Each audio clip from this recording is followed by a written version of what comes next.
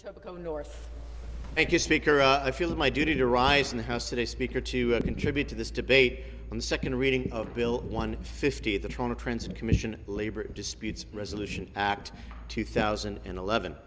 Speaker, I feel privileged to speak to this proposed legislation because it's all about listening to the people of Toronto, their duly elected council, the board that reports to them, and yes, also the unions, and helping them to navigate legislation when they ask for it.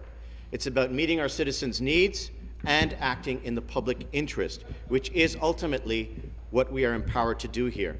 It's about acknowledging the unique role that the City of Toronto plays in the province of Ontario, indeed in Canada, and the unique role that the TTC plays in the City of Toronto. Madame la Présidente, comme les députés de la Chambre le savent, le 16 décembre 2010, le Conseil municipal de Toronto a présenté une demande au moyen d'une motion voulant que la province désigne comme service essentiel les transports en commun de Toronto. Madame la Présidente, notre gouvernement respecte le droit du Conseil municipal de Toronto de parler au nom de la population de cette ville. Le projet de loi se rapporte à une circonstance vraiment unique en son genre. The Toronto Transit Commission, Speaker, was formed in 1925 in an effort to provide quality public transit throughout Toronto and into the outlying suburban communities. It was formed because it was a necessary component of a growing city. The City of Toronto has, of course, continued to grow, as has the TTC, and the mutual relationship between the city and its transit system can only grow more important and essential over time. Speaker, public transit is an essential component of a great city. Transit helps people who live all over the city negotiate their way around all over the city. This is true for daily commuters and for people visiting Toronto's many shopping and entertainment attractions. It is an essential part in the lives of Torontonians, whether for work, school, businesses, factories, colleges, universities, hospitals, and even government. As a Toronto member of Provincial Parliament, I was, for example, heartened to learn that the TTC is the third largest transport system in North America, after New York and Mexico City. To appreciate its scale, I ask this chamber to realize that on a daily basis, the TTC transports the same number of people that live in Hamilton, Kitchener, London, Sudbury, and Windsor combined. And the TTC is a vital link that helps make the city work, helps make it great. The people of Toronto, Speaker, believe in their city, and they believe in the absolute importance of having a dependable, functioning transit system to help keep their city moving. The people of Toronto have made a request of the province through their city councillors, and it was incumbent upon us to consider that request. I quote for you, Speaker, and for my honourable opponent opposite, an excerpt from the motion from the TTC board that was endorsed by City Council on December 16, 2010. Throughout this expert, Speaker, I think we can understand how clearly how dependent the city is on its transport system in many different ways. I quote, "Over 1 million Torontonians rely on the TTC to get to work, school, and conduct their lives each day. The City of Toronto is simply not designed to function without an operating transit system. TTC strikes are an economic, social, and environmental disaster that grinds the GTA to a standstill. The cost of transit strikes in Toronto has been estimated to be $50 million per day in lost economic activity. The environmental harm caused by the complete absence of transit and thousands of additional vehicles on the road is incalculable." End quote.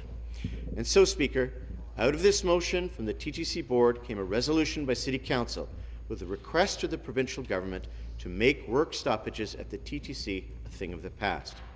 We, on the government side of this House, have seriously and responsibly considered that request, and in doing so, we considered the following.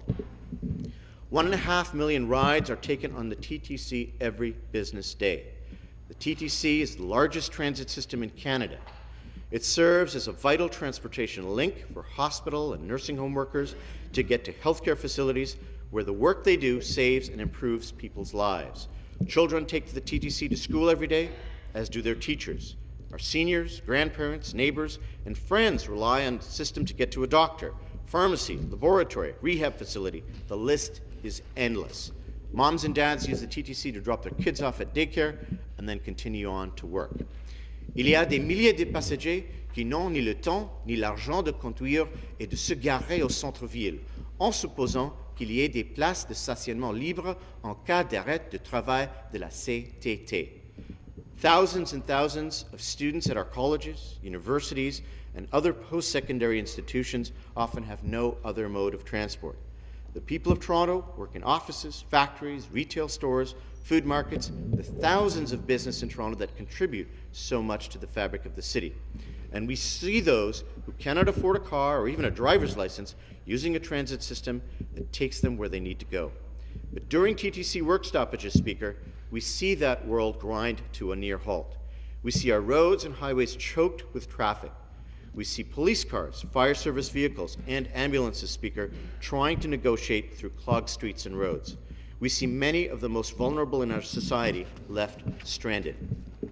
We see our emergency room and operating staffs, along with nursing home care workers, either stuck in traffic or trying to hitch a ride if they can. As a physician, as well as a legislator, Speaker, I highlight for you in urgent terms that the City of Toronto has the largest concentration of hospitals, nursing homes, pharmacies, physiotherapy centres, rehab centres, radiology centres, testing laboratories, and other healthcare facilities in the province. There are 40 hospitals, 84 long-term care homes, and 21 community care centres in the Greater Toronto Area, as well as many retirement homes.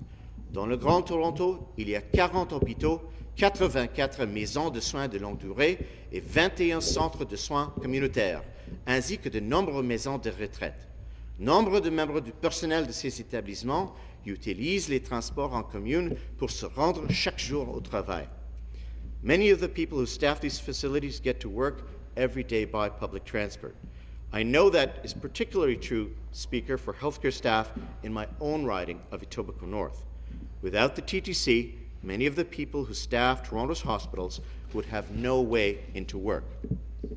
We considered the operating rooms and the emergency rooms, and the long-term care facilities and retirement homes, as well as home care health workers.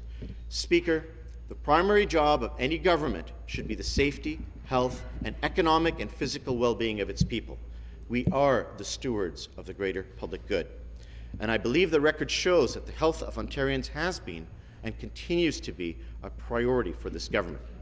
Government cannot afford to look the other way when our largest city and its people come to a virtual standstill because that city's public transport system is shut down. You'll recall, Speaker, as I do, Sunday, April 28, 2008, when all parties, including the very eloquent third party in this legislative assembly, joined together to ensure that transit service resumed across Toronto. That day in 2008 was unique and important for many reasons, not the least of which was the all-party support that was achieved in determining the work stoppage at the TTC could not be allowed to continue.